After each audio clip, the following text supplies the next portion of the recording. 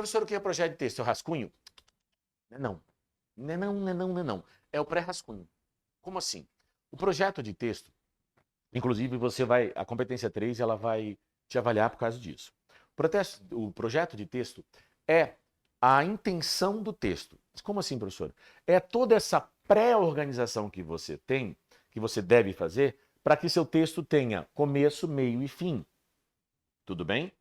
Certo? Lembra da competência 2? A competência 2, que a gente viu, se você não viu ainda, está numa live, está gravado, dá uma olhada lá. A competência 2 vai ver se a macroestrutura, introdução, desenvolvimento e conclusão, está lá. Beleza? A competência 3, ela vai trabalhar na microestrutura. Ele quer saber se o teu parágrafo de desenvolvimento tem começo, meio e fim. Entendeu? Então, para isso, você vai organizar o seu projeto de redação, seu projeto de texto. Por exemplo, você vai pegar assim, ó, tudo bem, tem introdução, show de bola, mas o que você vai botar na introdução? Ah, eu vou botar um contexto. Tá, que contexto é esse? O que você vai usar?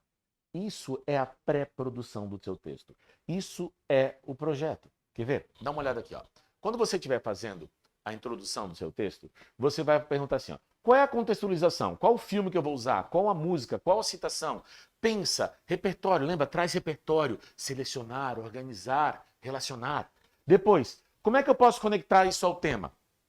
Qual é a problemática? Qual é a causa? Qual a consequência? Você já está pensando na estrutura do seu texto.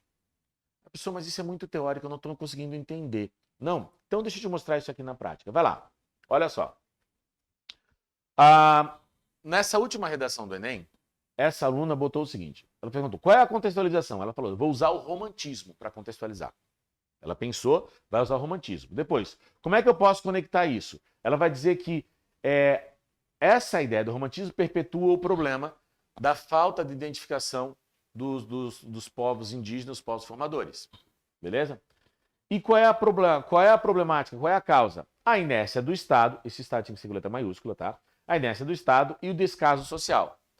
Interessante, professor. Viu? Tá tudo organizadinho. Como é que ficou isso na prática? Ó, na primeira fase do romantismo, os aspectos da natureza brasileira e os povos tradicionais foram intensamente valorizados nas obras, criando um movimento ufanista em relação a características nacionais. Lembra disso? Conhecimento prévio. Você tem a primeira fase do romantismo. Tudo bem? Aí depois fala assim, como é que ela vai relacionar isso com a problemática? Tal quadro de valorização, quando comparado à realidade, não foi perpetuado, apresentando preocupantes desafios para a exaltação das comunidades nativas na contemporaneidade. Tá vendo? Aqui está o tema. Ó. Ele falou assim, aquela ideia de supervalorização do indígena não acontece hoje. Então, o que acontece? A perpetuação do problema. O fato de não haver uma valorização constitui o tema. Aí continua.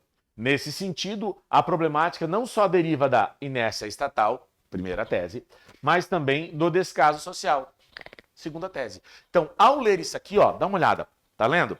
Não, volta.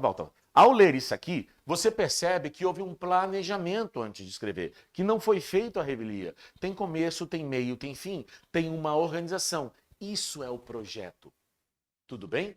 Então, quer ver? Volta um, por favor. Pensa nessas perguntas quando você estiver pensando na redação.